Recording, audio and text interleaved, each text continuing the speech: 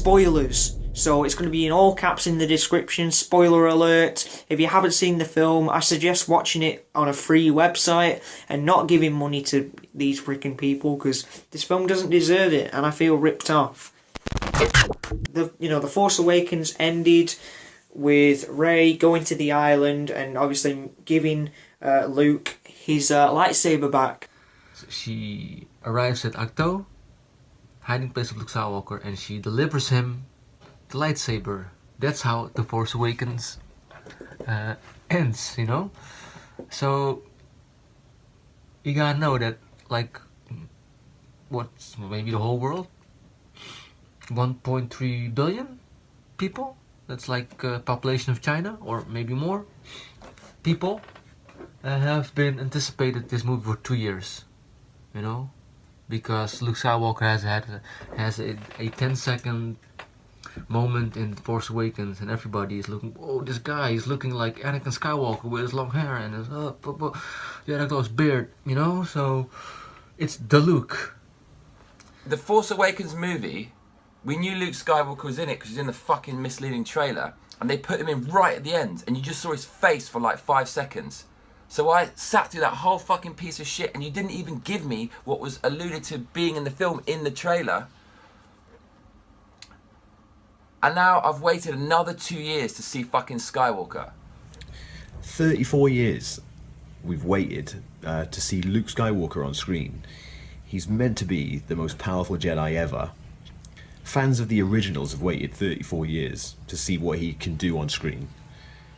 Our first scene that we have not seen Luke Skywalker in 30 years. The heroic man who took down Darth Vader, who helped to bring peace to the galaxy, helped to defeat Emperor Palpatine. We go to the Iceland and we see Luke Skywalker, and Rey gives him his lightsaber, which he lost during his fight with Darth Vader. The very lightsaber that was extremely important to him because it was his father's lightsaber was given to him by Obi-Wan Kenobi. It meant something. So it means a lot to him because this sword was Anakin Skywalker's sword, you know, so made by his father as well. And nobody has ever known how on earth somebody has ever found this lightsaber, you know. So now the fate of this lightsaber had an irresistible air of mystery about it in episode 7, and we had this sweeping end scene where Rey hands it to Luke, and what's he gonna do? He's gonna hold it and he's gonna be like, you know, you've come back for me, or like he may be looking at it and said, where did you get this? Oh man, this is my father's lightsaber. We might go into a little history and stuff. That would have been welcome because we like that. We like little historic things that ties in prequels and in the sequel together. Yeah, fine.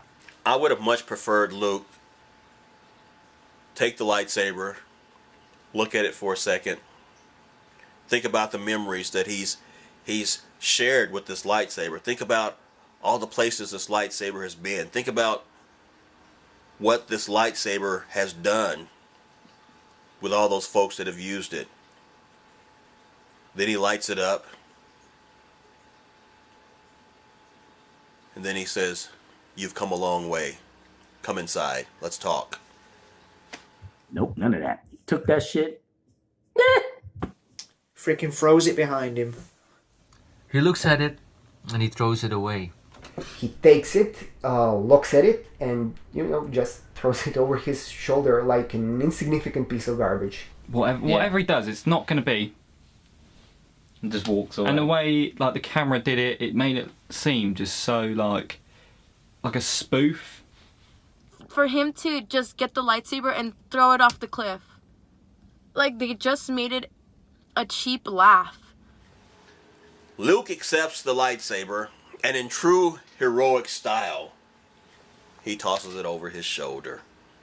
And what did that bring to the audience? People started laughing.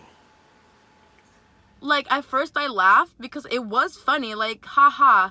But then you're like, wait, is this, like, actually serious? Like, all of that, all of the hype, all of me waiting for 2 years was just for him to throw the lightsaber off the cliff for a cheap laugh.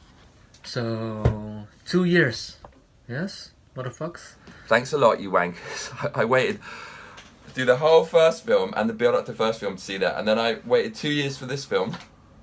For 2 years, you're like, holy fuck, what's gonna happen? What's he gonna do? What's he gonna say? Is he gonna be like, oh my god, you're my daughter? Oh my god, my lightsaber? Like, what's gonna happen? Flash forward 34 years, Rian Johnson gives us that. This is crazy. This is crazy. So, Rian Johnson just totally ruined it. Ruined it is he destroyed it. What he's done is despicable, unforgivable. Who the fuck is making this fucking film? Seriously. Here's the lightsaber. Lightsaber, that's your father. That's your father. And, it's yours. I'm bringing it back to you. Master Luke, I got your lightsaber. And he's like, boink, throws it over his shoulder. He doesn't care. He's done with it. I'm done with all of it. Lightsaber? Gone. Oh, what this? Jedi robes? Fuck out of here. Oh, holocrons? Nah. Jedi books, chronicling the 335,000 year history of the Jedi Order? Fuck out of here. Luke was not Luke. Like, I'm sorry. Like, that is not Luke. That's not Luke Skywalker. That's not Luke. That's not Luke Skywalker. This is not the Luke that we know, guys. And I'm so tired of hearing people saying, oh, he's older, he's changed, and this and that. No. No. Absolutely fucking not. Fuck me, man. Good grief. You can't do that. That's how you disrespect Luke? Just the ultimate disrespect. I'm like, what the fuck am I watching right now? just tossing away his father's lightsaber. What? I can't. I was just, honestly, this was the worst Star Wars movie I have ever seen. You can tell that Mark Hamill didn't want to do this role. You could tell. We should have heard the alarm bells when Mark Hamill was saying that he doesn't agree with anything they've written about his character. This movie is written and directed by Rian Johnson. He wrote this shit? He wrote this. He wrote and directed it. Luke Skywalker himself literally told Ryan, you know, I don't like what you're doing with my character, but like whatever, I have to do it. I have to act it out. Like, dude, like imagine Luke Skywalker himself telling you that your script and your idea of his character is not good. And in The Force Awakens, in the ending, you could really tell the emotions on Mark Hamill's face, Luke Skywalker's face, because he was actually very excited to be part of the franchise again, you know, after 30 years. So he's like all in his role, and then Rian Johnson gives him the script, you know, it's like, bam, you gotta work with this, you know, you gotta do what you gotta do. So you look at the end of Return of the Jedi, when he's facing the Emperor, and he's like, you know, I am a Jedi like my father before me. There's nothing that can break his spirit. And that gives you a real feel-good factor. And that's just completely taken away in this film. You know, it's ripped out of you from the moment you see Luke on screen and he throws that lightsaber away. You're instantly like, okay, Luke's different.